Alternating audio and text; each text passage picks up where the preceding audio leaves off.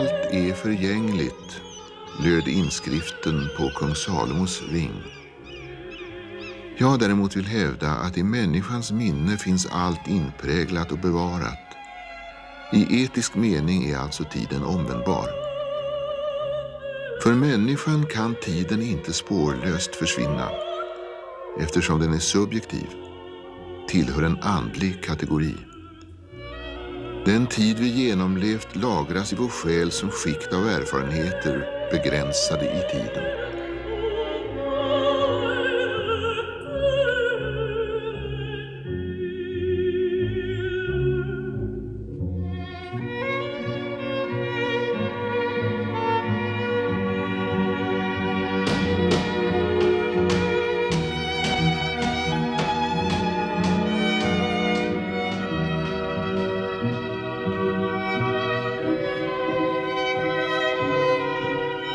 I viss mening är det förflutna mycket mer verkligt, eller i vart fall mer stabilt och beständigt än det närvarande.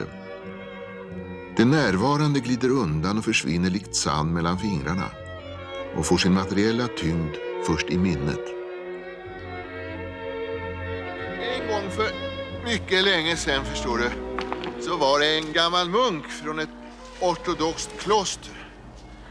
Pamve hette han, som planterade ett torrt träd på ett berg. Just så här.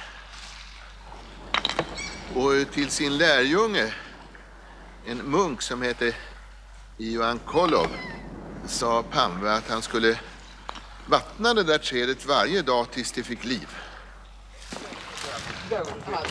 Du kan liksom säga И вот это ты рассказываешь здесь, уже рядом с деревом. Alltså klostret, berättelsen går Мальчишка här. рядом с деревом.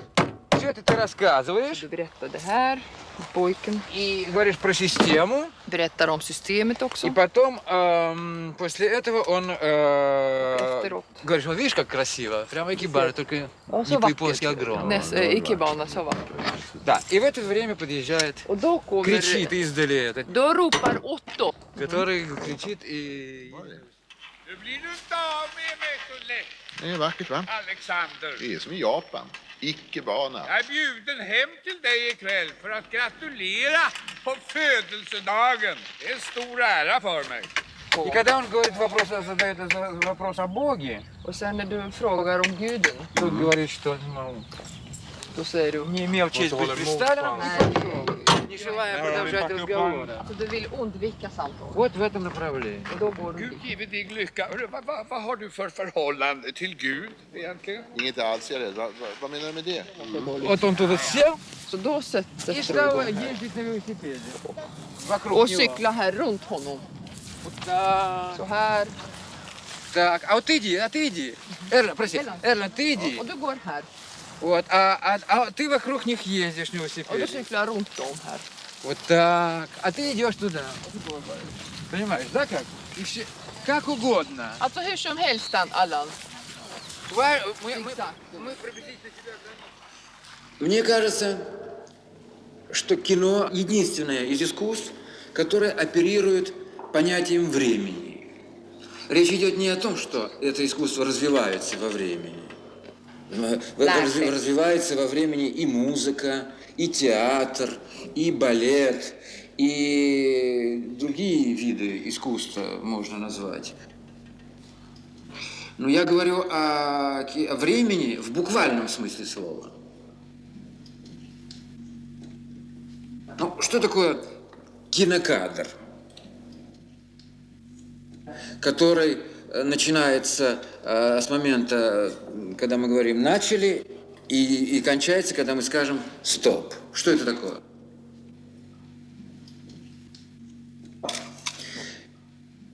То есть это фиксация реальности, фиксация по существу времени.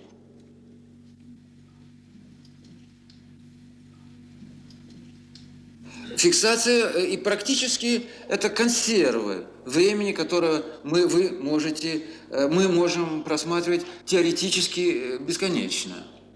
Ни одно из искусств не может зафиксировать время, кроме кино. По существу, что такое фильм? Это мозаика из-за времени. Они начинают, они разговаривают и идут, все втроем. Alltså de pratar alla tre. Даже быстрее, мы быстрее Lite поедем. fortare. Vad är då det konstnärliga arbetets väsen i film? Med visst förbehåll skulle man kunna kalla det att skulptera i tid. Liksom skulptören tar ett marmorblock och med en inre känsla för hur det framtida verket ska ta sig ut hugger bort allt överflödigt. På samma sätt skär filmskaparen bort och kasserar allt onödigt från ett tidsblock. Från en enorm och solid massa av levande fakta. Kvar lämnar han bara det som utgör nödvändiga element i den slutliga filmen. Det som kommer att framstå som den filmiska bildens komponenter.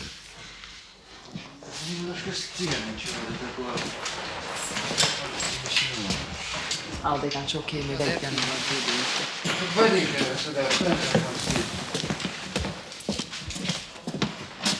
De såg ut så här på Gotland. Они вот так выглядят на Gotland. Да, ну вот. Vill att de ska vara mörkare? Хотите, чтобы они были темнее или что? Нет, это вот насчет темноты. Нет, я не думаю. Nej, jag tror inte det.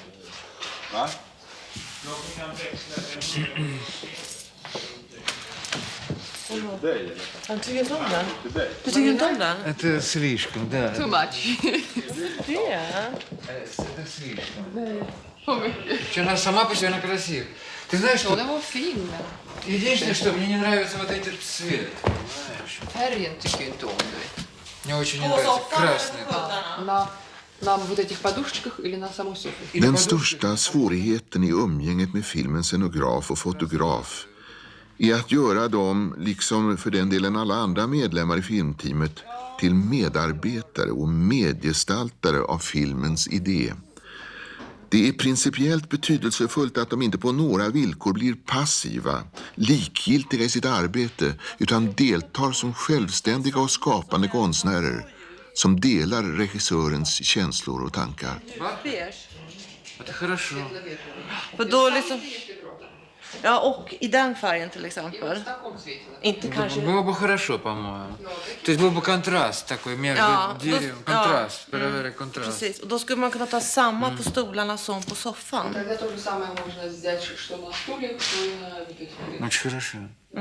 Это очень Det är хорошо. väldigt vackert glas i den där Это sågen. очень красиво. И в окнах там могут быть Och där рефлексы. kan man också ha И speglingarna отсюда. överallt.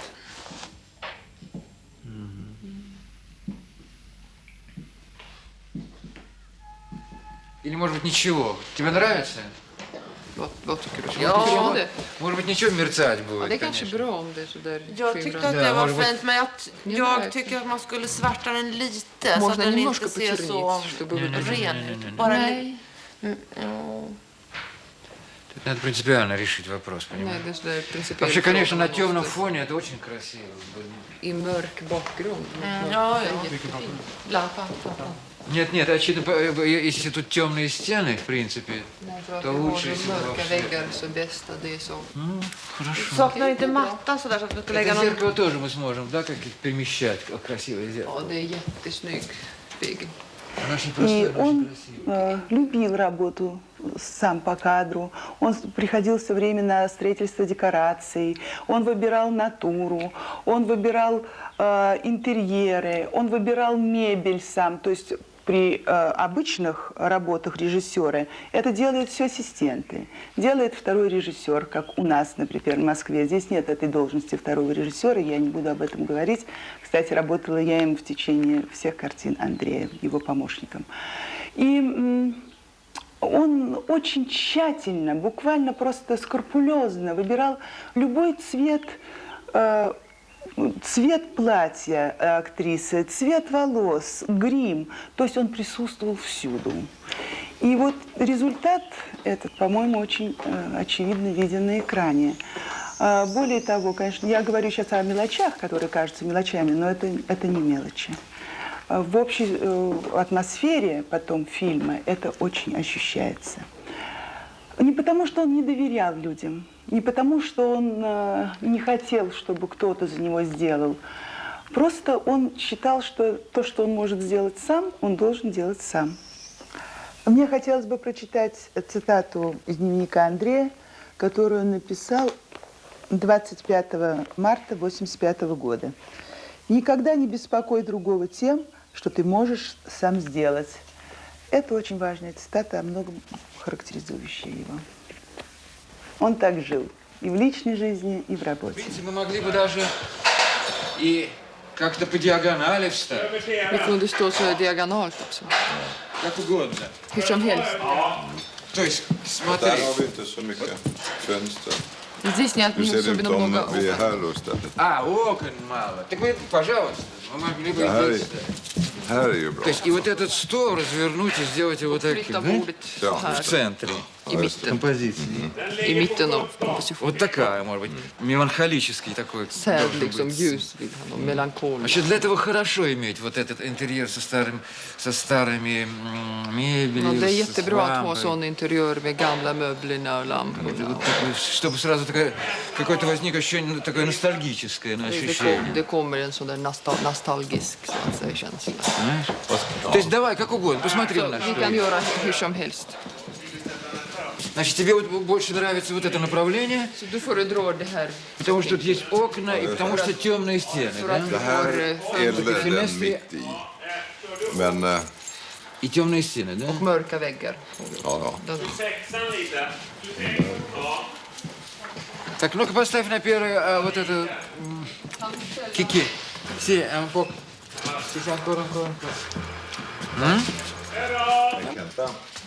И... No. Upp! Det skymde allt mer, men utan att bli mörkare. Som om ljusets ålder, mörkrets onaturliga fördröjning kunde förnimmas. Det mörker som för länge sedan borde ha fallit på, men ännu inte brutit in.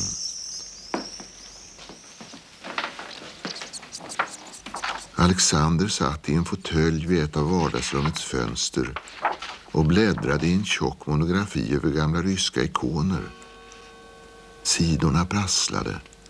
Guld och elfenben, purpurfärgade och eldslika väck i klädnader, klippavsatser i ockra, fragment från en fantastisk, aldrig existerande arkitektur skymtade fram. Titta i kameran nu ska vi se. Guarda. Så det är bra eller? Jag ska bara se om... Dra upp den här Криво, stolen это så att- криво очень. Det är på snitt. Ja. Вот если просто было бы вот так. Det Только vore så här. вот так. Se. Но он не сможет, ему трудно, понимаешь, он не может плечом. Во. Да. Так, значит, должны быть занавески, да, колебаться. Колебаться должны. Tack ska du ha. Filmbilden är alltså i grunden ett observerande av livets fakta genom tiden. Ett betraktande som motsvarar livets egna mönster och tidsmässiga lagar. Observation innebär att göra urval. Vi lämnar ju bara kvar det som är bildens rätta komponenter. Men sant filmisk blir bilden först när den bland annat inte bara lever i tiden, utan också tiden lever i den. Som du säger. Men sen gossen kom till världen så blev allt förändrat. Jag är inte med samma förstås, undan för undan. I takt med att han växte upp. Jag är väldigt bunden till honom. Теперь сделаем кики. Сделаем так, чтобы за картиной близко, находясь к этой картине, Att man можно kan было gå ходить. där bakom tavlan. Да, чтобы актеры могли вот так Att передвигаться. skådespelarna kan gå så Это här. возможно? Är det möjligt? Du kan lägga en pundare här och en pundare där och så två stativ. Теперь, потом, когда встанет отец, Och sen när pappa reser sig ты будешь вместе вот так. så är du här. Потом ты выпрямилась Sen står upp, и пошла vänder dig сюда. och går dit. Svalla sami takia делай, да? Och gör något med håret som han, du vet. Men levde gjorde man ju. Och inte så illa heller.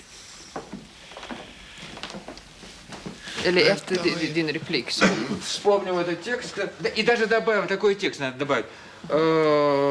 Как это там сказано? Och sen säger du, vad är det man säger liksom? Du lägger till. Mitt frihetsbehov. Да. Да, это... Как это там сказано? Вот это обязательно надо сделать, видишь, он вспоминает. Что Ja, du försöker komma ihåg liksom. Vad är det? Чтобы было понятно, что это не его мысли. Ja, för att man förstår att det inte är dina tankar utan att du Значит, citerar. как это там? Ja, du gör så här och сказано? Вот säger, повернулся och и hur är det liksom? пошел.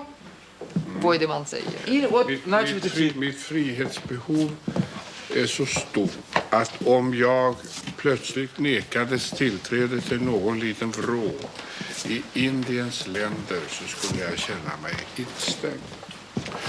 Och så länge jord och himmel är fria på annat håll kommer jag inte att väljas på en plats där jag måste gömma mig. Мы можем сделать так, что Аделаида будет стоять.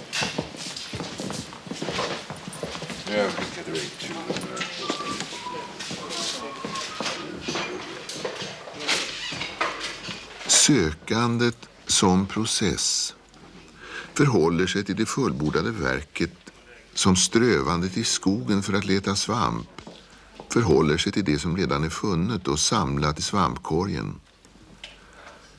Bara den fyllda svampkorgen motsvarar konstverket.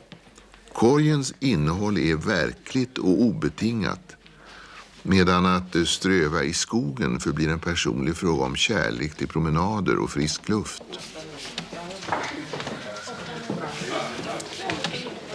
Посмотреть на него очень быстро. Вот так повернуться. Смотри. Вот так вот войти.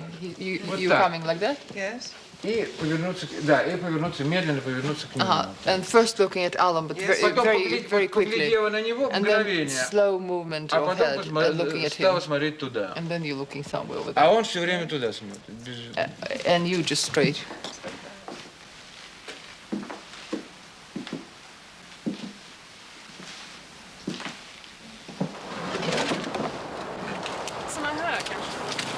Jag vill att André och Sven ska gå ner och bestämma åkningen på stranden för killarna vill börja bygga den.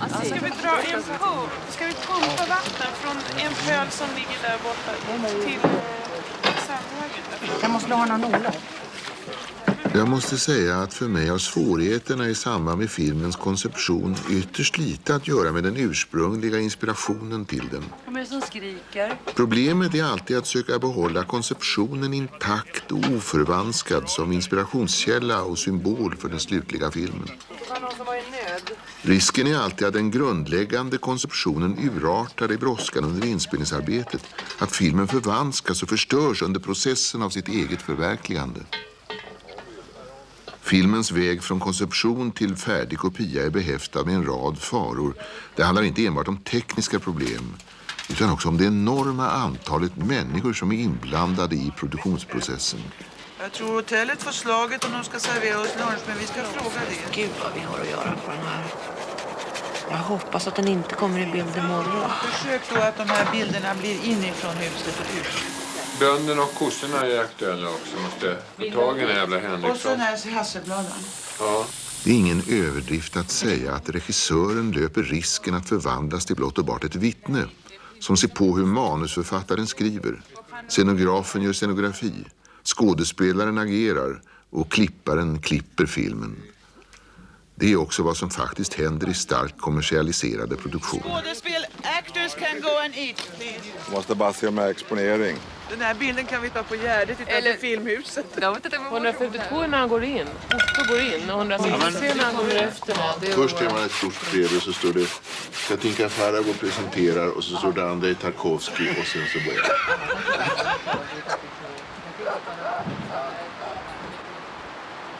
Man kan försätta berg när människor som arbetar tillsammans för att förverkliga en idé, trots skillnad i personlighet, temperament och ålder, är förenade i ett enda kollektiv och besjälade av en gemensam lidelse. Om man kan bygga upp en genuint skapande atmosfär i filmtruppen blir det helt oväsentligt vem som är upphovsman till den ena eller den andra idén om hur filmen ska förverkligas. Vem som kom på hur en närbild eller panorering skulle göras. Vem som föreslog en ljussättning eller en speciell kameravinkel.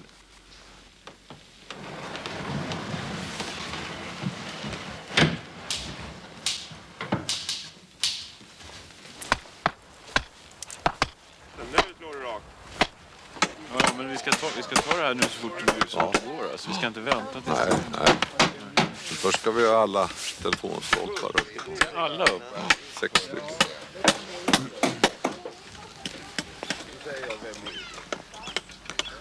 Om det är något jag ser före tagningarna, något jag föreställer mig, är det snarare själva tillståndet, den inre spänningens karaktär i de scener som ska filmas och personernas psykologiska tillstånd.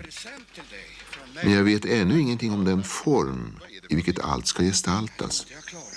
Jag beger mig till inspelningsplatsen för att få grepp om och känna precis hur, på vilket sätt, med hjälp av vilka medel detta tillstånd ska kunna realiseras på film. Och när jag har fått det klart för mig börjar jag inspelningen. Как бы здесь оправдать то, что вот он не оставляет эту картину а входит внутрь? We must justify somehow why he doesn't leave this map somewhere there, but he takes it inside. Давайте сделаем так, что сделает так, что подойдя к двери вот где-то в этом месте Somewhere here, с while you're картой, walking with the map. Отто захочет как бы ее оставить здесь. You will try to leave it here, like you Почти спустил. almost. И Аделаида сказала: нет, давайте в комнату, пожалуйста, в комнату. But Adelaide says, no, not here, inside. В комнату. Конечно, было бы хорошо, если бы это произошло перед ее репликой: боже мой, какая прелесть, как раз тут же. It would be good if you said this before your line. Oh, so beautiful. It's so beautiful, it's got to go inside, it's so precious. Да, она как будто говорит, ой, какая ценность. Но я не хочу здесь, да. Nej, inte alls. Den är äkta, det är ett original. Hur kan man väl... Det är inte möjligt. Vad den är vacker. Vi måste bära in den. Sätt igång. Ja, men det här är ju en alldeles för dyr present. Jag vet inte om jag verkligen kan... Nej, säg inte så här. Аделаида, vai avanti! Аделаида, vai avanti! Моя память обладает довольно странным свойством. Я запоминаю только то, что мне нужно запомнить. Я никогда не помню того, что мне могло бы повредить, что мне могло бы помешать. Речь идет не о бессовестности моей, а скорее о как-то такой свойстве памяти, так сказать, которая выборочно, так сказать, фиксирует какие-то вещи, независимо от моей воли, независимо от меня. Я бы не хотел сказать, что у меня очень хорошая память, скорее наоборот, я мало что помню конкретного, но у меня очень сильная эмоциональная память, на мой взгляд. Я скорее запоминаю состояния какие-то психологические, чем встречи людей, обстоятельства.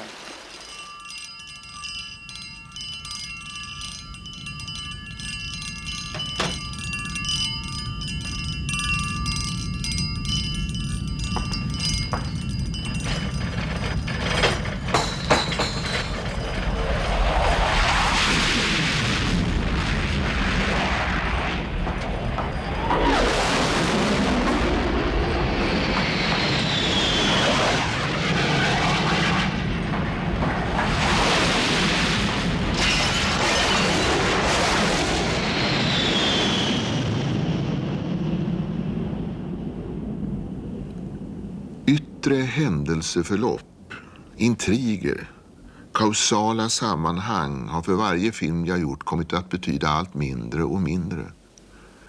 Mitt intresse har alltid varit människans inre värld, och därför är det mycket mer naturligt för mig att färdas inom min huvudpersons psyke, inom de litterära och kulturella traditioner som ligger till grund för hans andliga värld. Which of you have done this?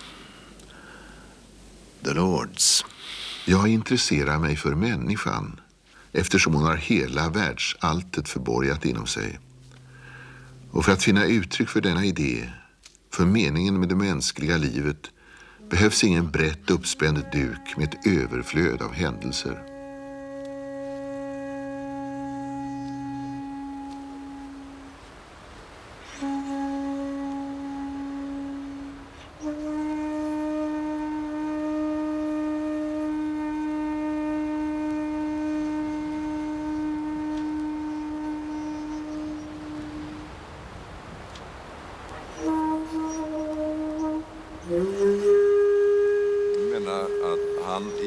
3-4 bilder går i närheten eller runt henne Ага, значит, он в utan att... 3-4 кадрах будет ходить вокруг нее. Вот, я не знаю, это может быть слишком Det är неестественно. kanske lite onaturligt.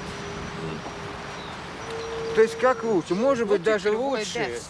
что действительно, что мы увидим ее на переднем плане, а он bäst. будет ходить в глубине. Kanske bäst vi ser henne i närbild och han går någonstans i helbild.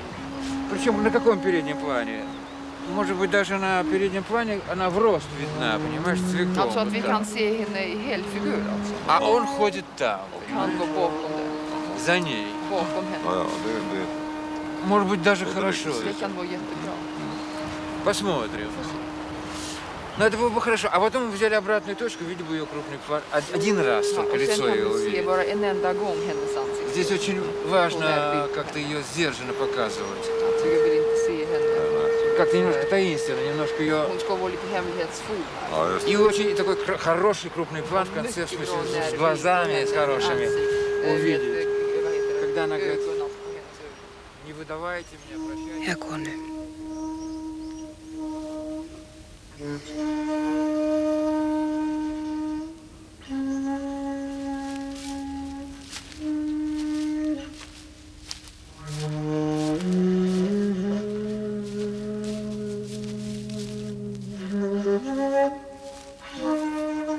Я больше склонен как-то относиться к миру эмоционально. То есть я скорее созерцательно склонен относиться к действительности.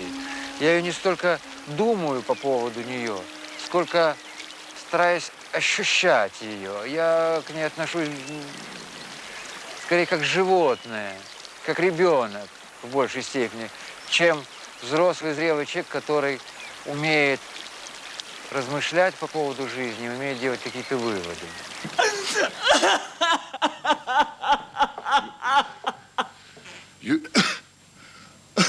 Julia! Hämta väskan, den står borta vid pianot.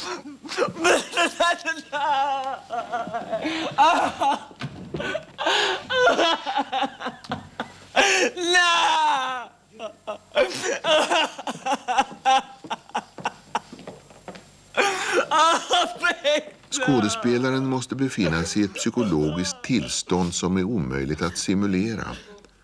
Filmen måste visa sanningen i det själstillstånd som inte låter sig döljas. Regissören som försatt skådespelaren i den rätta sinnesstämningen måste sedan se till att inga falska tonlägen uppstår. Filmskådespelaren kan försättas i rätt sinnesstämning på olika sätt och med olika medel. Det beror på de yttre omständigheterna och personligheten hos den skådespelare med vilken man arbetar. Possibly appeal to him almost like a baby. Окей, было очень хорошо, да. Yeah, very good, yeah. Then, when I'm down, do you want me to begin crying? Вы хотите начать, чтобы я Or do you начала want me to плакать? stay Или вы хотите, until чтобы я... another moment and then start? Нет, это нужно уже в каком-то состоянии в таком. Никаких начала, конца, уже на каком-то накале должно быть потом It's not a продолжаться. question of beginning or end. It must be already the same sort of kind of, tension. На каком-то уровне уже накаленном, да. When I kneel Значит, down когда я на with him, коленях с ним. because there's another moment later. Потому что еще потом момент будет позже. Det som är väsentligt för filmskådespelaren är att ge uttryck för olika själstillstånd i former som är hans egna, som är naturliga för honom och som motsvarar hans egen psykofysiska, emotionella och intellektuella konstitution. Jag bryr mig inte det minsta om hur han gör det. Eller snarare, jag har inte rätt att påtvinga skådespelaren en uttrycksform, eftersom vi alla har olika, helt personliga sätt att uppleva en given situation. But I've got to make it, lots of movement. Molto. Дело не в твоих колыханиях, понимаешь? Дело в том искреннем состоянии. Ska hon röra sig mot mig eller från mig? Mot mig eller från mig? От меня или ко мне? Как видите? Поэтому, а что тебе это нужно? Why do you want to know that? Because it's If she's moving from me, I be that like this, and if moving towards me, I'll be like this, you know. You are showing her sitting like this, you know. Then she has to come towards me. Она просто его завалит, понимаешь? Вот как она делает. Aha, we do like Она его that. взяла, завалит. We do like that she will be sort of on you. Yes. She will sort of... That's what I meant. Да, вот я имела в виду, что она на меня завалится. Да, я. Get up. Я хочу тебе показать движение. Мне кажется, I want to show you. что в конце концов она его вот так завалит, понимаешь? А он ей хочет помочь. Понимаешь? И повернет, и все. And then you То есть она будет идти на пол сама. You're sort of gliding on the И его floor. отталкивать. And you push him. Отталкивать, понимаешь, и уйдет. И тогда он позволит ей лечь на пол, но подложит ей руку вот так. And then he will allow you to lie on the floor.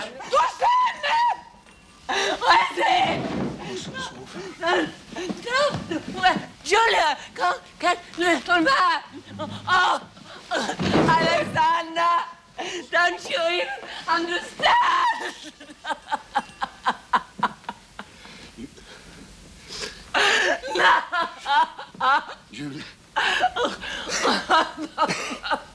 Julia, Det kan ibland vara närmast skadligt för skådespelaren att allt för väl känna till regissörens helhetsplan när han kommer till inspelningsplatsen. Det kommer an på regissören att strukturera rollen för att på så sätt ge skådespelaren total frihet i de enskilda passagerna. En frihet som vore helt otänkbar på teaterscenen.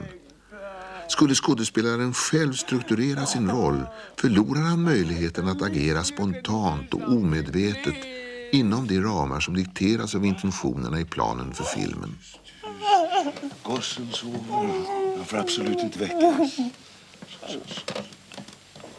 Высокий не позволяет себе движения, а? Don't take this or make this sort of... Yeah. Окей.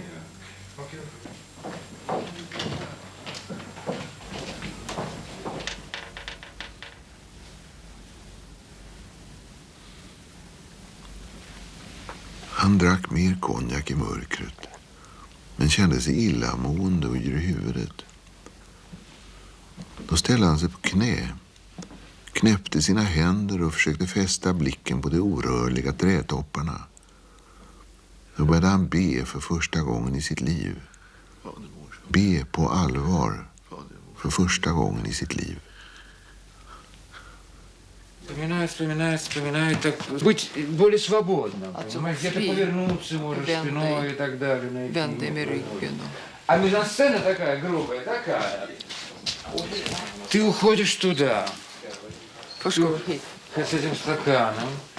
И пусть она останется в руке. И вот немножко чуть тут встанешь. Может быть, даже вот там. Посмотрим. Взгляну на картину. Начал вспоминать слова. Kommer ihåg. Может вспомнить, что-то начал бубнить. Чтобы мы даже не поняли, что он делает. Aha, så det blir en sån känsla att vi inte fattar vad du gör egentligen. Ты встал на колени не для молитвы, а встал на колени просто... Jo, att du ställer dig på knä, inte för att be, utan vi vet inte varför. Как-то так. А то, что пьяный, я не знаю. А то, Kanske что att du är сил full нет. eller att du är kraftlös eller И någonting. начал говорить. А потом поднял глаза. Och sen lyfter du ögonen. Давай попробуем. Вот сейчас все должно получиться. Ja, nu måste jag. Tack för en repetition. Ja, tack. Repetition.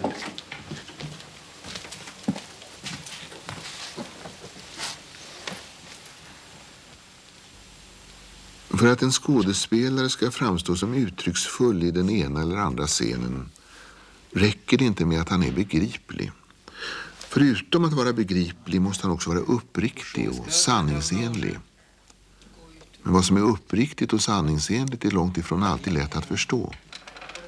När en människa på duken, liksom också faktiskt i livet, uppriktigt uttrycker en specifik känsla är det alltid en unik upplevelse som varken går att dela upp eller slutgiltigt förklara. Fader vår som är i himlen. Helgat vare ditt namn. ett rike.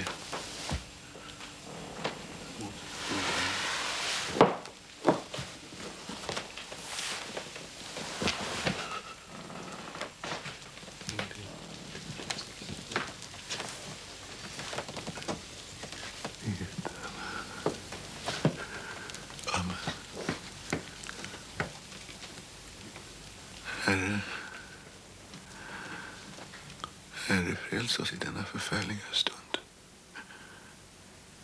Låt inte mina barn dö. Inte mina vänner. Min hustru. Viktor. Alla som älskar dig, tror på dig. Alla som inte tror på dig. Его не надо режиссировать, по-моему, совершенно. Он прекрасно все сам знает, что ему нужно делать. Во всяком случае, мы с ним работали, и мне казалось, что мне не приходилось как-то проявлять какое-то усилие, волю для того, чтобы куда-то его направить в определенном направлении. Просто я рассказал ему, рассказываю, что я думаю по поводу персонажа, что я думаю по поводу всего замысла в общем.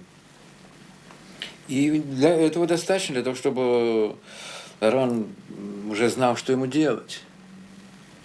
То есть у меня такое впечатление, что мне никогда не было трудно общаться в этом смысле с Эрваном. Так сказать, он прекрасно... Конечно, нужно объяснить, всегда нужно объяснить актеру, чего ты хочешь.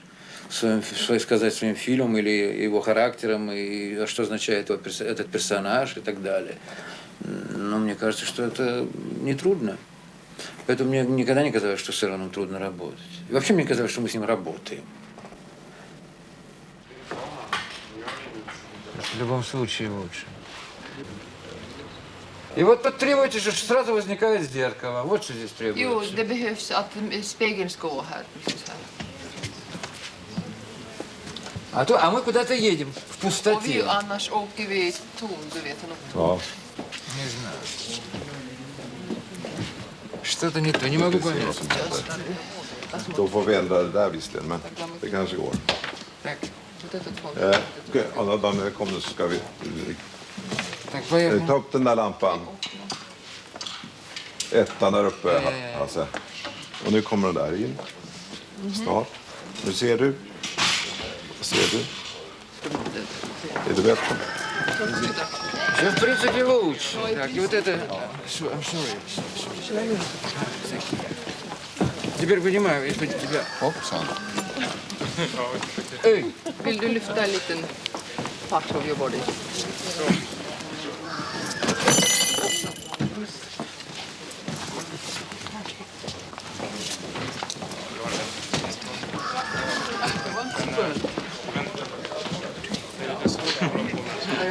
När regissören bestämmer kamerans och skådespelarnas rörelser måste han utgå från huvudpersonernas psykologiska tillstånd och hela den inre dynamiska stämningen i situationen och sedan återknyta allt detta till sanningen i det enskilda, i det direkt observerade, i den unika texturen. Först då kommer hans iscensättning att förena det konkreta med det mångtydiga i denna sanning. Just a bad dream. All go away now.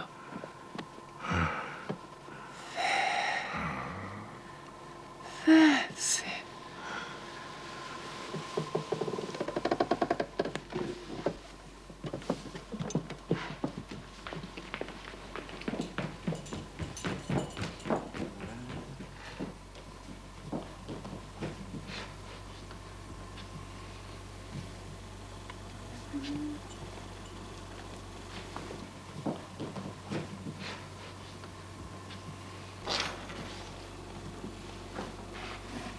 Hilma. 1, 2, 3, action.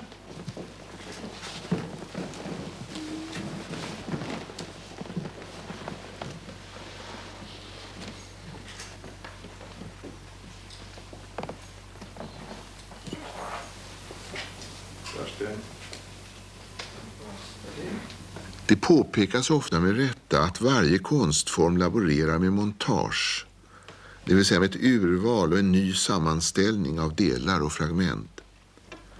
Men filmbilden uppstår under tagningen och existerar inom bildrutan. Följaktligen koncentrerar jag mig under tagningen på tidsförloppet i bildrutan för att återskapa och reproducera detta.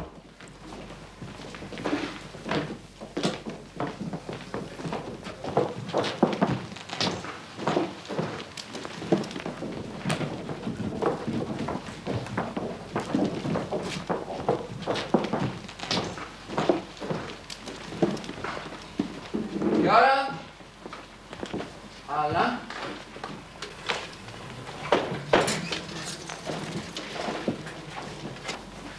Klippningen, bearbetningen vid klippbordet stör tidsflödet, avbryter det och tillför det samtidigt nya egenskaper. Förvrängningen av tiden är ett sätt att rytmiskt artikulera den, att skulptera i tid.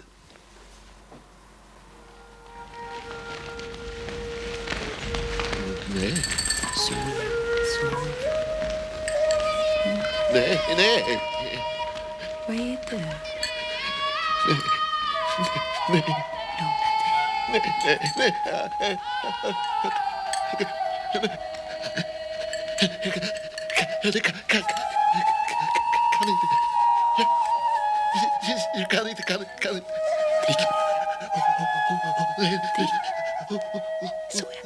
Så.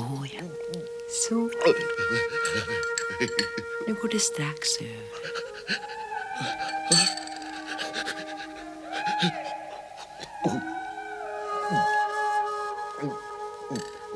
Vem är det som har skrämt dig så? Alexander.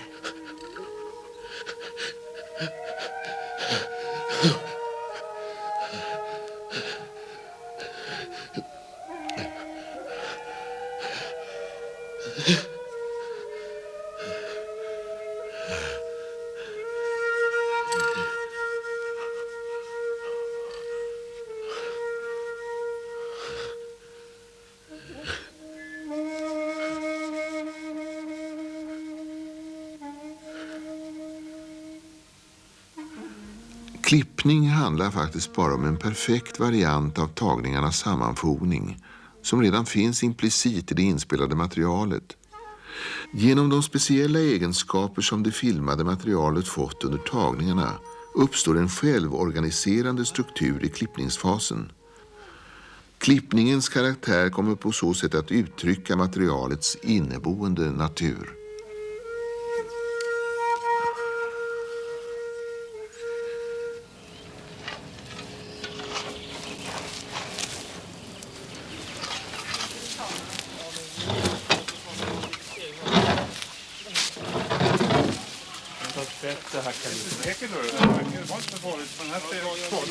Allt gult ska bort.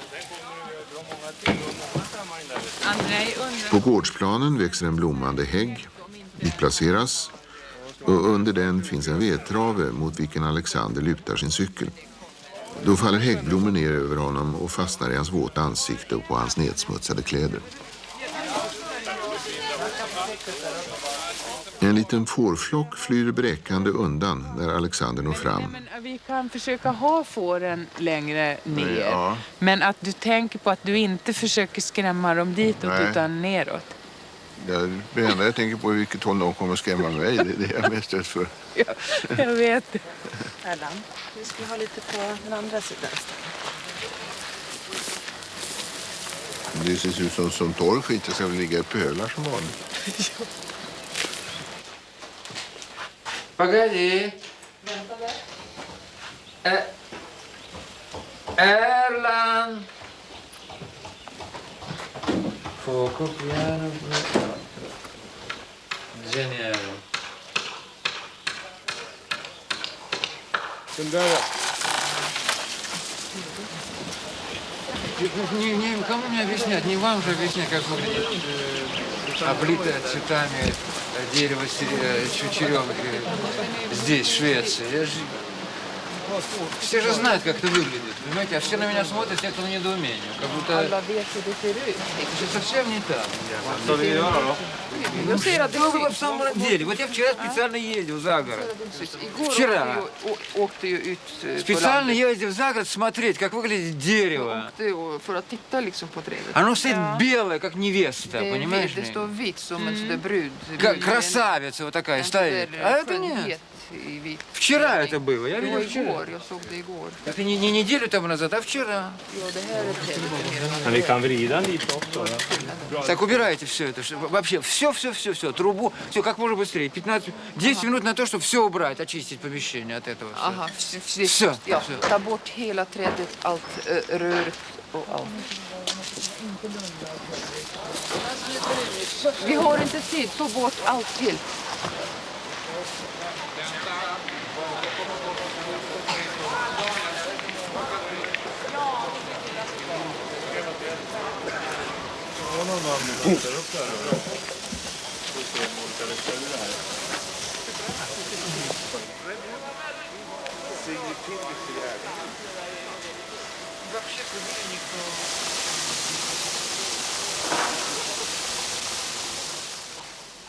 Han återvände till ingången och knackade på. Ingen svarade. Efter några minuter, då han redan var fylld av förtvivlan, hördes golvplankor knarra någonstans i det inre av huset. Det hördes steg. Och i det lilla sidofönstret vid ingången dök ett skarpt flackande ljus upp. Alexander hörde Marias sömndruckna röst. Varför står vi här igen?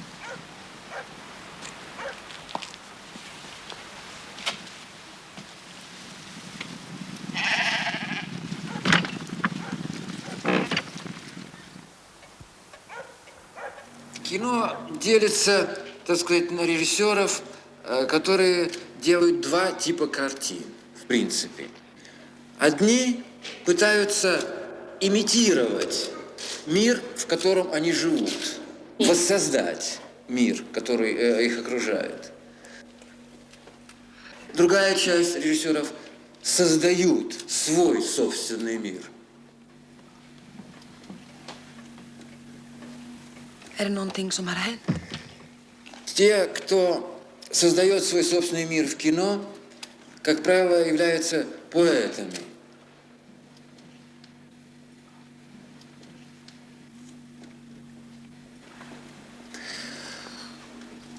Это Брессон в первую голову. Это Довженко. Это Мизагучи. Бергман. Бунюэль. Куросава. И, как ни странно, в общем, все наиболее крупные имена современного кино. Именно поэтому им так трудно прокатывать свои картины. Потому что зритель привык к какому-то условному, несуществующему миру, так сказать, в кино, который является результатом его собственных интересов и вкусов. Те режиссеры, которых я назвал, они всегда сопротивлялись, в общем-то, тотальному воздействию вкуса зрителей. Это не потому, чтобы быть непонятным для зрителей, а для того, чтобы подслушать и высказать самое сокровенное, что есть внутри у тех, кого мы называем кинозрителем.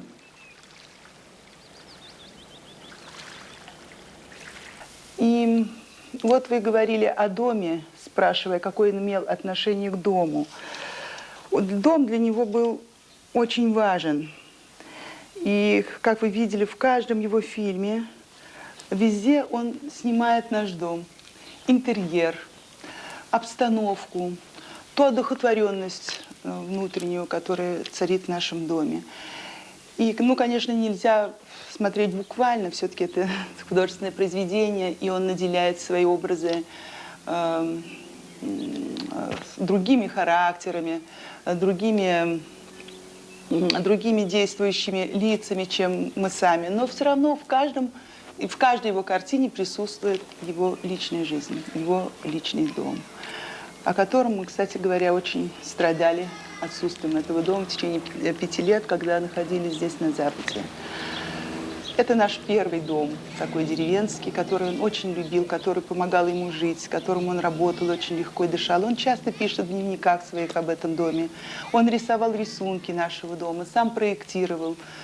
И он пишет, что я побыл здесь 3 дня, но мне кажется, что я сбросил с себя годы жизни, настолько мне стало легко и светло на душе, что теперь я готов работать, работать и работать. Ну где она работа?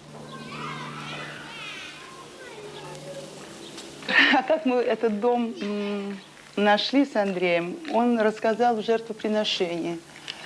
Это действительно все было так, как он сказал, что рассказал своему сыну, нашему сыну Андрюшке, что он имеет прообраз нашего младшего сына. Однажды мы с ним ходили за грибами в лес и заблудились.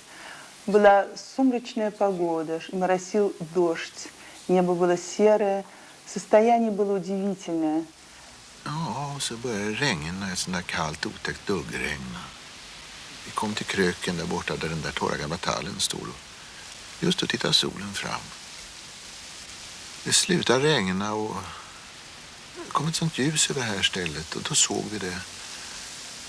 Plötsligt blev jag så ledsen att det inte var jag, det vill säga inte jag och din mor som bodde i det här huset under tallarna alldeles vid havet. Где? Tycker du om ditt hus, pojken min?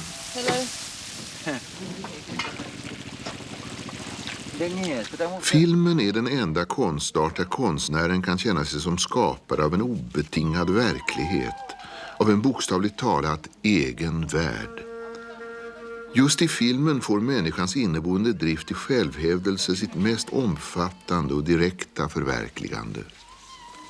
Filmen är en känslomässig verklighet, och det är också på det sättet som en andra verklighet den uppfattas av åskådaren.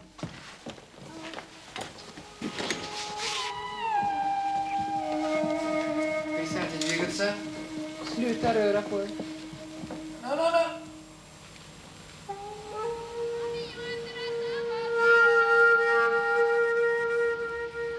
Konstnärens inspiration uppstår någonstans i de allra djupaste delarna av hans jag. Den kan inte dikteras av yttre affärsmässiga hänsyn, utan måste ha ett samband med konstnärens psyke och samvete. Den stammar från den totalitet som hans världsbild representerar.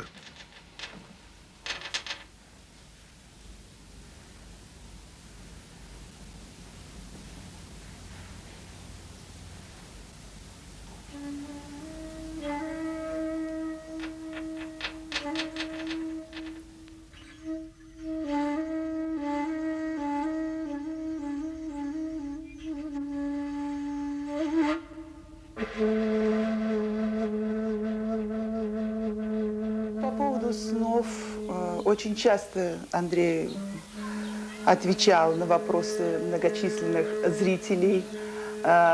Очень многие критики разбирали его сны как-то особенно, ища за этим какой-то символизм его работ. Это все абсолютно неправда, то есть это ошибочно. Андрей относился ко снам как просто к физическому действию организма. Просто он очень интересовался снами.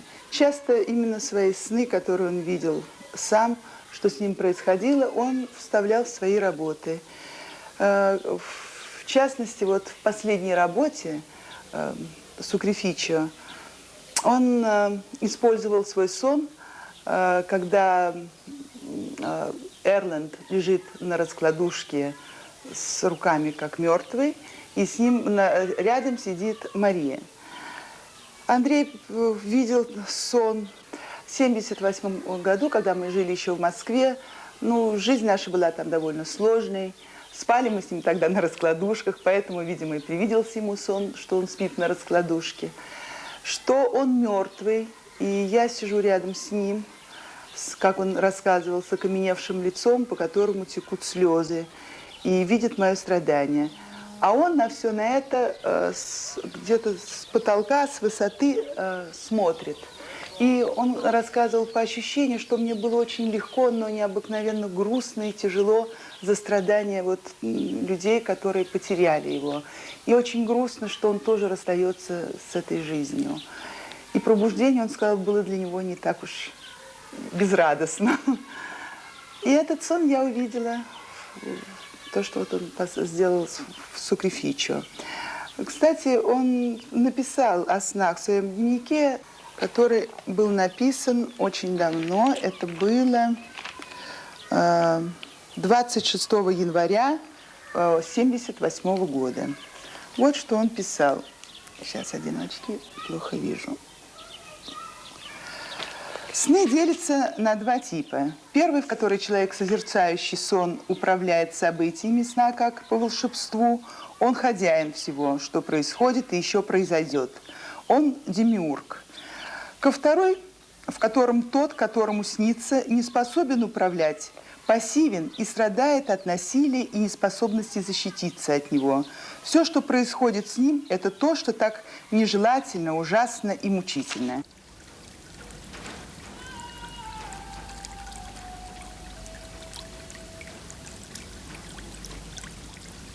Regissörens uppgift är att återge livet, dess rörelse, dess motsägelser, dess dynamik och konflikter. Hans plikt är att inte dölja ett grand av den sanning han funnit, även om den inte tilltalar var och en. Också en konstnär kan ta miste, men är hans misstag uppriktiga förtjänar de att tas på allvar, därför att de återspeglar den verklighet som hans själsliv är, speglar de svängningar och den kamp inom honom som den omgivande världen givit upphov till.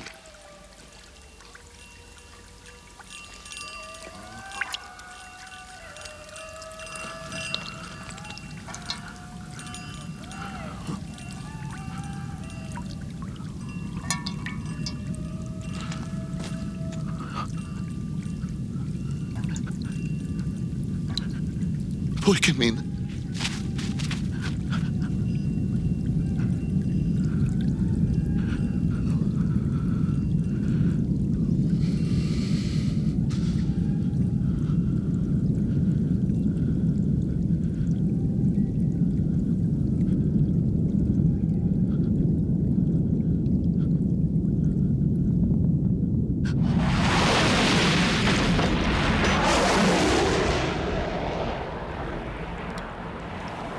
Я ощущаю незащищенность человека очень, и свою в том числе, его слабость перед лицом мира, природы, особенно перед лицом враждебно настроенного человека.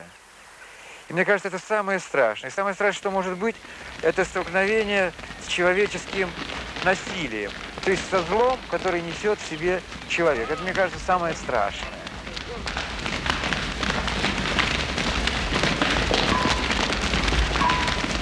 Они должны вот тут бежать навстречу друг другу. Ja, här ska de igen korsa varandras. Причем мы видим кадр вот прямо на... Vi ser alltså Прямо под этим. under här, du vet. Вот этот камень мы видим. Vi ser det där stenen någonstans. Значит, они спускаются, все бегут по лестнице вниз. Alla 400 springer ner på trappan. Часть из них должна остаться вот здесь, в этом районе. En del av dem ska stanna här någonstans i det här området. Перед лестницей. Framför trappan, framför Перед trappan. лестницей. Här. А часть уйти в этот самый... Och andra delen in i tunneln. Alltså halva här och halva där. Oskar, ta glasögonen så att inte de blir sprönners. Åh ja, tjusigt. Tar vi klockan där, men det gör väl inte så mycket. Vi är bara tvätta av med lite. Men det kan du ha här, kan du ta på den sen. Men smycken och sånt undrar jag om du kan ta undan lite grann. Du kan få en annan skjorta av mig. Den ser lite fräsch ut. Нет, я вот вижу, так сказать, я вот вижу с этими белыми всякими пятнами. Нам хорошо бы иметь черные одежды Jag просто. bara ser det med all det där ljusa fläckar. Det vore bra om vi Ja, hade att det var något mörkt. svart. Ja, det värsta är att det är mörkt och ljust, va, Andrei? Det är väldigt mycket beige och ljust och vissa mörka, men då kan vi ta fram... Vi tar fram de mörka som finns där, så får vi liksom blanda dem sen. Eller hur? Okej? Ты же понимаешь, я уже вижу, что в силу того, что много белого, надо уже какие-то черные грязь. Пластик черный. Så det behövs lite kanske svart plast. Jo, men det ska köpa Вот сюда, massor. Du kan конечно, köpa вот это... massor med svarta plastsäckar och så blir det ut. Вот сюда как раз было бы хорошо, наверное, темное. Inte bättre om ni hänger något svart.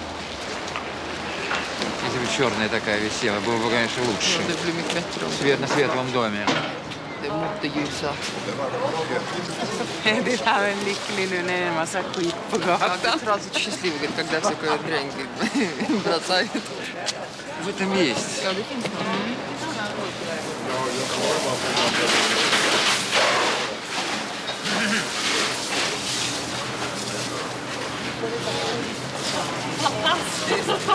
Flytta på er! Ta den bilden. Причем вот так ее надо положить. Смотри. Så här ska ni lägga det. Вот так положить. Окном вот этим крышей вот так на бок. Jaha, med taket så här, du vet. Ja. На бок. På sidan. På sidan. Крышей туда, Ja, taket ska vara ditt. а ногами сюда. Och hjulen Fötterna, där. eller hjulet. Där. Ska vara Ja, ditt. okej. Чтобы... Men vi måste lägga den så att Вот bilar так. kan åka förbi. Смотри, den. смотри. Посмотри, чтобы она по центру была. Alltså, det ska vara i mitten. Вот так.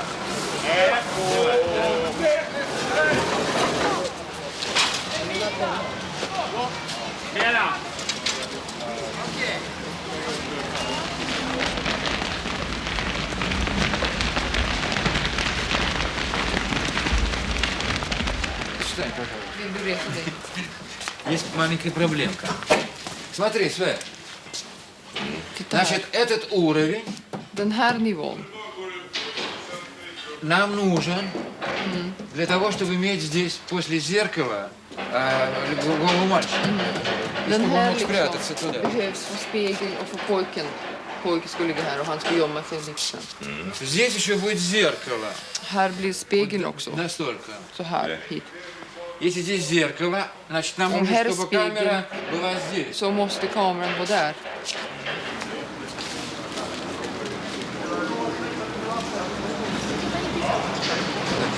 Значит, Nu kör vi. Свен, Säg. теперь здесь будет из-под простыни Här будет течь кровь. rinner blod.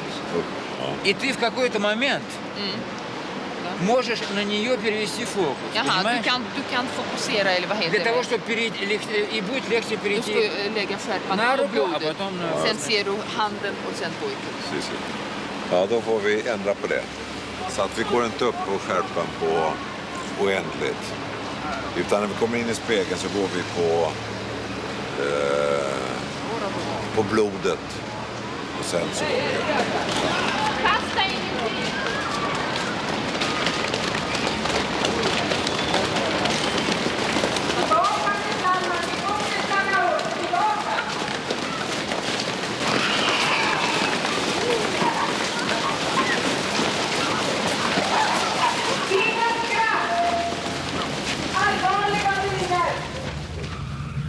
Var inte rädd. Vart ikke rädd. Han är inte åtast. Min stackare. Vad har du gjort med det?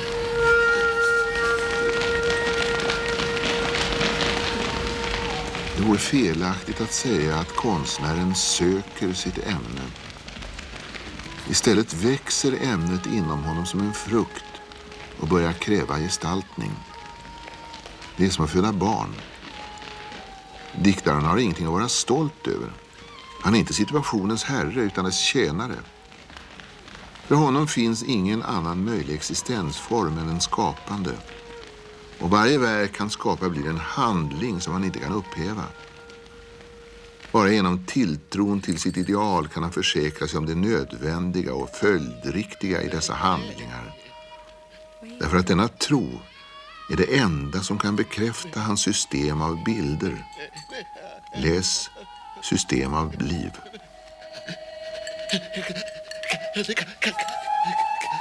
Когда не умел отделить свою собственную жизнь от фильмов, которые я делаю. Для меня картины всегда были частью моей жизни вообще. Для того, чтобы сделать какую-то картину, мне приходилось всегда делать какой-то выбор жизненно необходимый, жизненно важный. То есть я знаю, что есть многие, кто умеет отделить свою жизнь от фильмов. Я знаю многих, которые в жизни делают одно в своих фильмах, они говорят совершенно о другом, выдвигают какие-то другие идеи, высказывают другие новые совершенно идеи. То есть каким-то образом у них уживается их совесть с теми мыслями, которые они выражают в своих фильмах. Я как-то не умел никогда это... И для меня кино — это не профессия, это моя жизнь. И каждый фильм для меня — это поступок.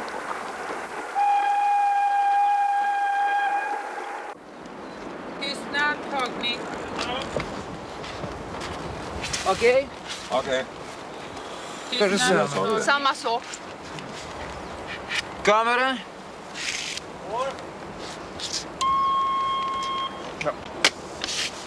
När allt kommer omkring är konstnärer engagerade i sin konst inte för att berätta något för någon, utan som en försäkran om att de är beredda att tjäna människorna. Jag är förbluffad över konstnärer som hävdar att de skapar sig själva i frihet, att det faktiskt är möjligt att göra detta. Det är konstnärens lott att acceptera att han skapats av sin tid och av de människor bland vilka han lever. Som Pasternak skrev: håll dig vaken, konstnär. Håll dig vaken. Ge ej efter för sömnen.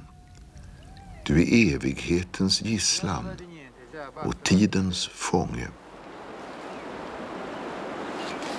Sei fatto cose geniale. Grazie. Мне кажется, что для того, чтобы строить любую концепцию, в частности, взгляд на искусство, следует прежде всего ответить на другой вопрос, гораздо более важный и общий. Вообще, зачем человек живет, в чем смысл человеческого существования? Использовать наше пребывание здесь, на земле, для того, чтобы духовно возвыситься. Это означает, что искусство должно наше служить, так сказать, для этого. Если бы, скажем, я избрал другой принцип и смысл жизни для себя, очевидно, и искусство для меня выглядело бы в другом смысле, и я бы должен был изобрести что-то другое. Не знаю, была такая точка зрения, что искусство таким же образом познавательно, как и вся остальная человеческая интеллектуальная и духовная деятельность на планете. Я вообще не слишком верю в возможность познания. Знание нас все более и более отвлекает от главной цели, от главной мысли по поводу нашего знания о мире. То есть чем больше мы знаем, тем меньше мы знаем о нем, потому что мы углубляемся и тем самым лишаемся возможности глядеть широко на то, что мы называем жизнью и миром. Искусство служит человеку для того, чтобы помочь ему, так сказать, духовно воспарить, возвыситься над самим собой, используя то, что мы называем свободой воли. Жертвоприношение, сценарий жертвоприношения был из двух замыслов составлен. Ведьмы и жертвы, которые еще были в Москве. И тот, и другой замысел возникли еще в Москве, Андрея. И, кстати говоря, вот он пишет здесь по поводу того, что надо составить план жертвоприношения. Может быть, стоит соединить два замысла, и ведьмы, и жертвоприношения, взяв все лучшее из того и другого. Правда, тогда будет длинно. А меня подмывает сделать короткий фильм, наконец. 1 час 40, 1 час 50 минут. Совсем уж сжато и сухо в смысле драматургии. Но, как видите, фильм у нас не получился коротким. И дальше еще, если он пишет просто первые свои наброски, первые свои размышления уже о жертвоприношении в Сан-Григорию, в Италии, где писал он сценарий в феврале 1983 года. Это первые его опусы. «Ведьма, то есть жертвоприношение. Сын, которому запрещено говорить. Он только что перенес операцию на связках. Произносит в конце что-то очень важное в защиту отца. Традиция, в скобках. И смыкаясь с революционностью глупой молодежи, то есть одухотворяет требования революционной связью с традицией. Дает пищу ей, но новую. Отказ от насилия, возвращение к корням, гармония, единство, но вопреки эволюционной идее, а за единство и истинную гармонию и ее понимание. Новое сознание, отказ от мусора чужих впечатлений, поиск своего пути. Георетический, то есть священный характер поэзии обусловлен убежденностью, что человек тверже всего остального в мире. Душевный строй поэта располагает к катастрофе. Поэтическая культура возникает из стремления предотвратить катастрофу. Это его размышления, это его первый опыт. Тут очень много он пишет о сценарии, о жертвоприношении. Надо сказать, что сценарий он написал очень быстро, в течение 3 недель. Но сюда не вошли полностью эти два его замысла, 2 сценария «Ведьмы» и «Жертвоприношение». Здесь частично вошло. И те сценарии, которые он написал в Москве, и «Ведьмы», и «Жертвоприношение», то есть жертва, а не жертвоприношение, можно просто сделать отдельными фильмами, независимо от уже поставленного.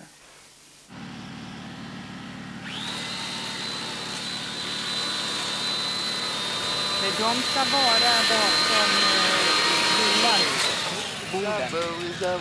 Сарайчик. Но без команды, Черстин. Jag tror att de har problem. You take Philippa and you join the other family. Okay.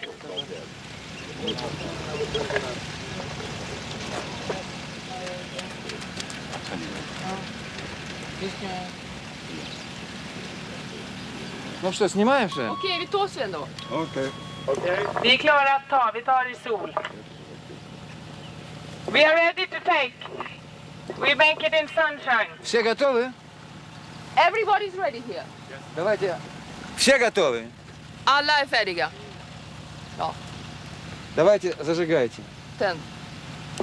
Tänd. И сразу убегают. Tänd och försvinn.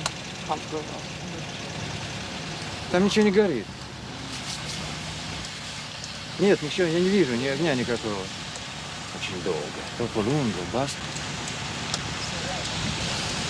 Bene, bene. Good. Больше огня. Mera eld. Erland! Erland!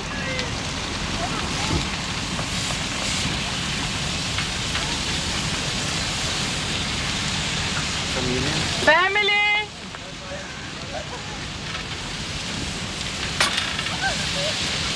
Det är också signaler för dem att göra det. Jo, men family är också signaler för dem att göra det. Susan! Susan!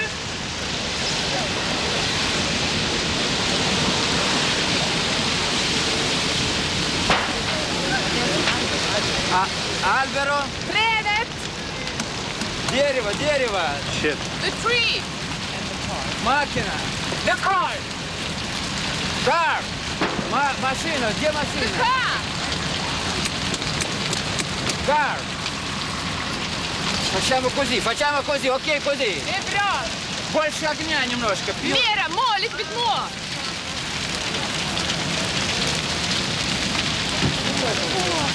Ja.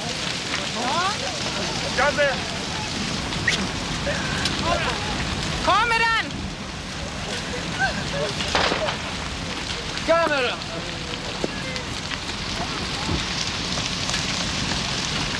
Aspetta! Vänta, Gudrun, vänta! Stå kvar, Gudrun! Куда он поехал, еби его мать, а? Идиот он! Ambulansen tillbaka! Aspetta! Ambulansen, vänta! Stanna! Vänta! Поджигай машину, Han vill tänd bilen! Burn the car! Burn, yeah. Ja, de kan göra det. Ну так давайте, давайте, Manual burning машину! of the car. Ja, gör det!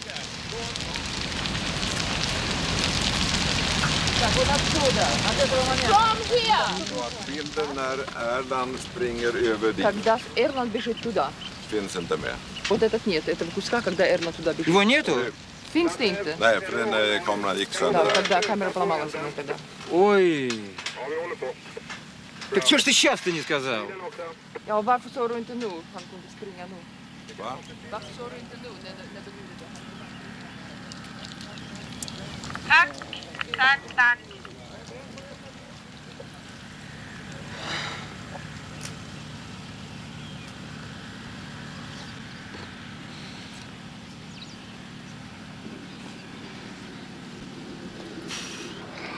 No, I don't think we can edit this together. Какие мы молодцы.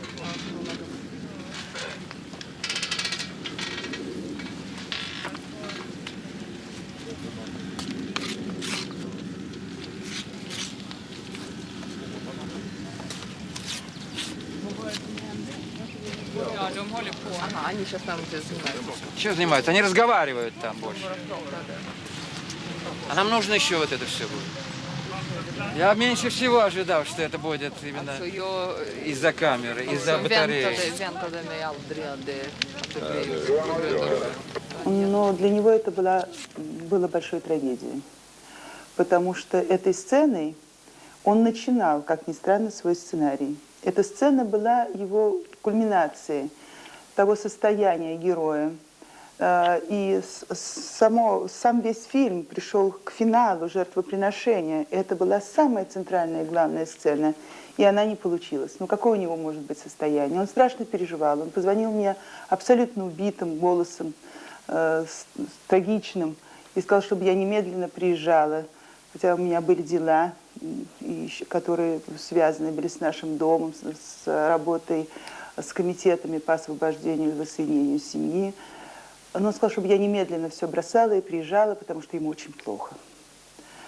И как раз я приехала на Готланд в период, когда шли дебаты по поводу того, переснимать или не переснимать.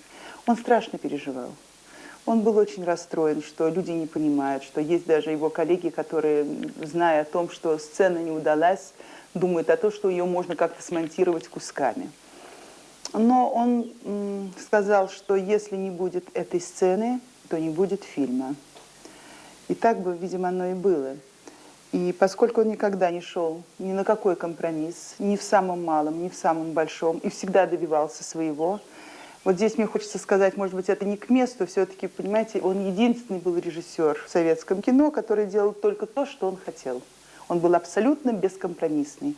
И когда очень многие журналисты задают вопрос, а вот вы свой фильм Рублева там порезали, или вы сделали какие-то иные фильмы не так, как бы вам хотелось, я могу сказать абсолютно точно, потому что присутствовала на монтаже всех его фильмов и работала с ним, что он никогда не шел на компромисс ни на один кадр. Он делал только то, что он хотел. И здесь то же самое. Но ему удалось, как вы знаете, что это поняли и пошли навстречу, пересняли сцену пожара. И мне кажется, что это получилось замечательно.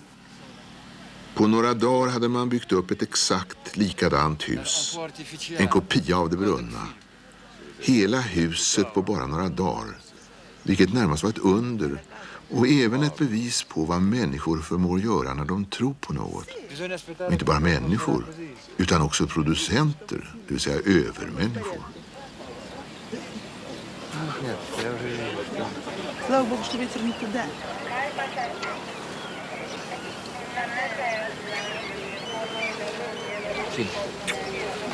Bless you. Jag talar om precis hur du ska göra. Tack. Kerstin, är vi klara? Är ni klara, Kaj? Börjar närma sig, men de ska hälla bensin i bilen också. Vad så? De ska hälla bensin i bilen. Janne! Ska jag ropa till honom? Minus 11. Minus 11.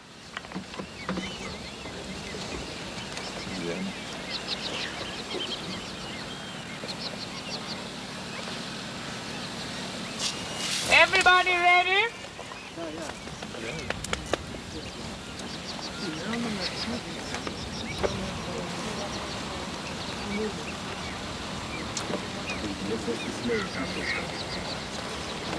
Okej. Eld!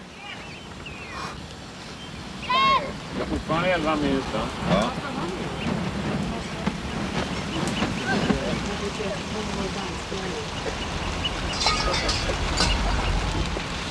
Action. Action!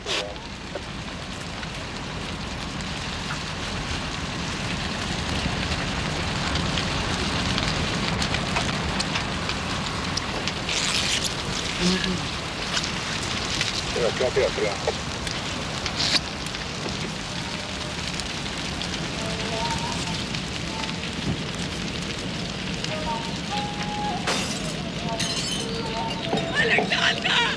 Erland! Erland! Samtliga tuber.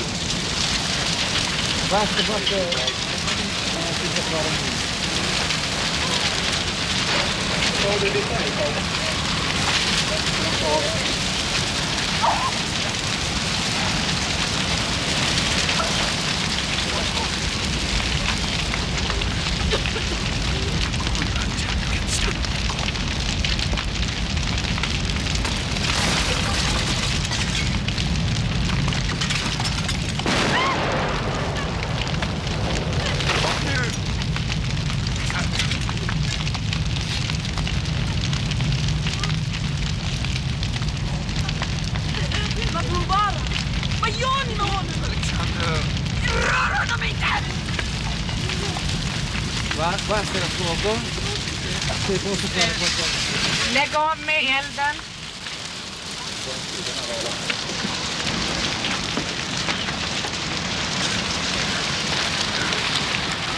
Är det Benny? Är det Benny? Är det bra för dig, Danne?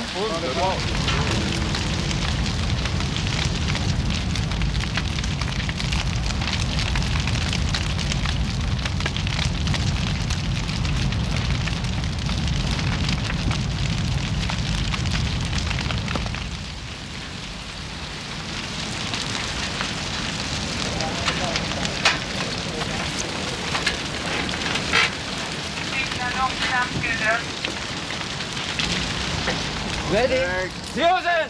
Susan!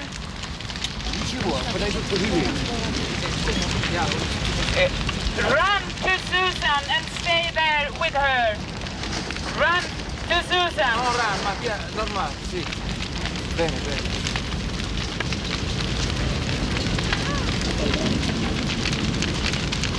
Поднимите ее из воды. Lyft henne, Sven.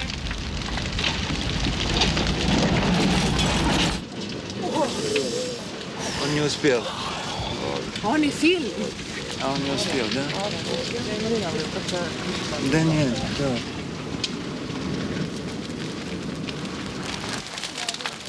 Det var enormt alltså. Under omtagningen av denna scen släppte den obeskrivliga spänningen inte sitt grepp om oss förrän de två kamerorna hade stängts av.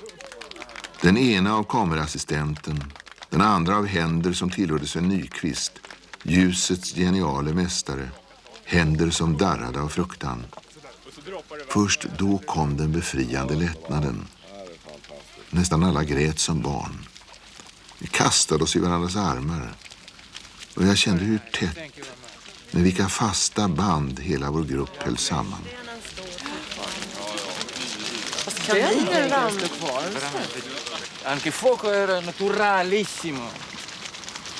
È giusto assolutamente. È veramente stupendo questo.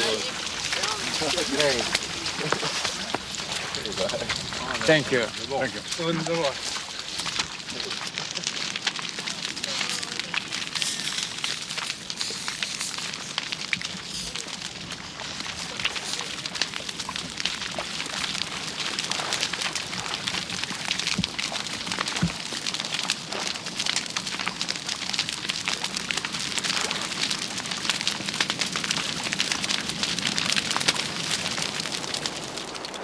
Камера предательница, я ее не люблю. Kameran förräderskan.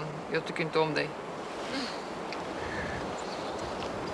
Давай ее утопим в море. А, Ли?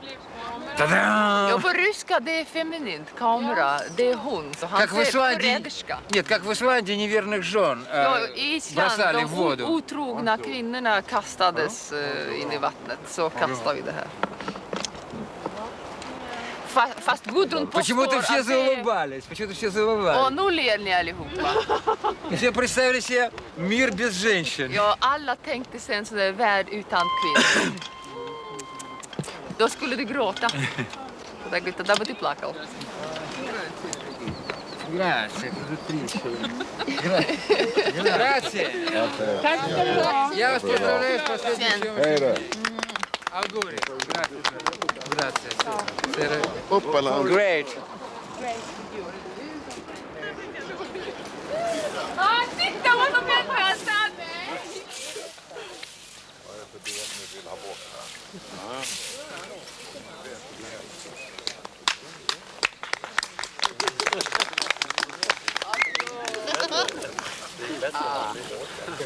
Смерть.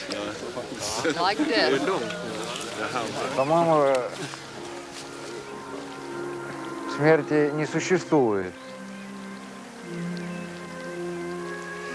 Не знаю. Один раз мне приснилось, что я умер.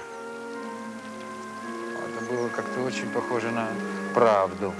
И я почувствовал такое освобождение, такую легкость, такую свободу невероятную, что именно, очевидно, вот эти ощущения вот этой свободы и легкости как раз и дало мне впечатление, что я умер. То есть освободился от всех связей с этим миром. Во всяком случае, я не верю в смерть, никакой смерти не существует. Существует только страдания и боль. И часто человек путает эти два понятия – смерть и страдания, на мой взгляд. Не знаю.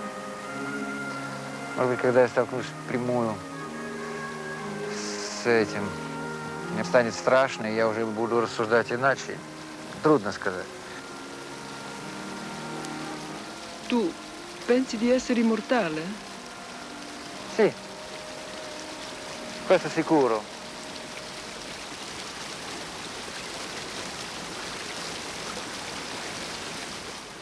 Но в жертве герой, философ, в день своего рождения узнает от своего друга-доктора о том, что он смертельно болен раком. И по совету полусумасшедшего Отто уходит к ведьме, которая его исцеляет. Как я вам уже говорила в начале нашего разговора, личное и творчество Андрея фатально переплеталось.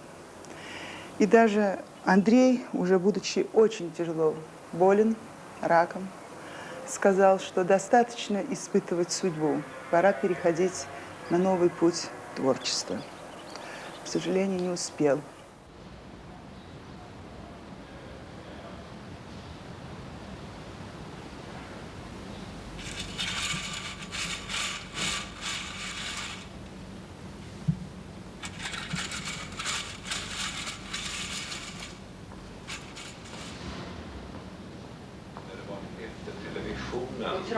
Televisionsapparaten, att man där ska börja med färgborttagningen. Оттуда можно убрать. Да. От телевидения? Да. То есть я даже думал одно время, что а почему нам нужно этого бояться, понимаешь? Что много черно-белого. Вот надо подумать. Ты понимаешь, если бы у нас было много разных объектов, тогда да, тогда было бы жалко, может, какие-то куски. А у нас есть существо, все одно и то же почти. Поэтому у нас мы всегда имеем этот объект и в цвете, и в черно-белом. И утром, и вечером, и днем.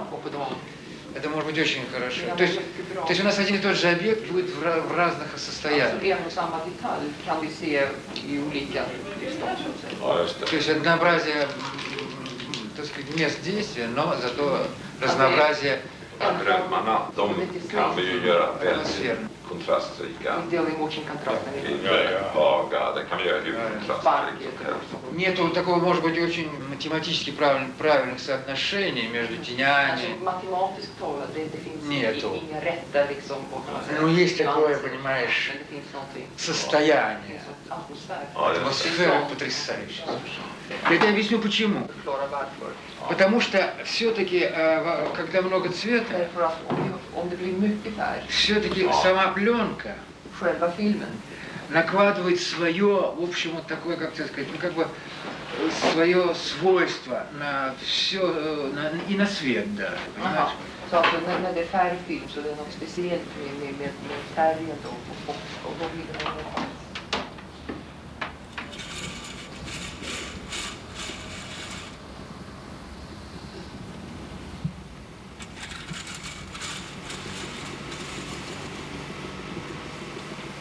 Våra förbindelser kan brytas vilket ögonblick som helst.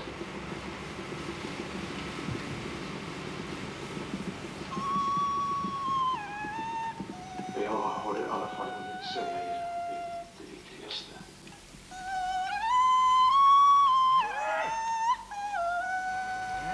När de passerade det torra trädet som han och sonen planterat i klippkanten dagen innan fick Alexander syn på Lilleman. Han gick längs vägen och släpade på en tung vattenspann som var alldeles för stor för honom. När ambulansen nått jämsides med honom stannade han, satte ner spannen och följde sedan bilen med blicken. Alexander drog sig undan från fönstret för att sonen inte skulle upptäcka honom. Ambulansen passerade förbi, rörde upp dammet längs den vita vägen och försvann bortom kurvan. Lilleman torkade svetten med skjortfållen, lyfte mödosamt upp spannen och gick mot sitt träd. Där stannade han, drog fram spannen mot stammen och lutade på den. Den heta, spruckna jorden såg girigt åt sig vattnet. Han visste inte hur mycket vatten han skulle behöva ge den här torra trästammen. Men han var fast besluten att inte försumma en enda dag och att bära dit vatten tills trädet började blomma. Hans pappa hade ju sagt honom att det skulle börja blomma.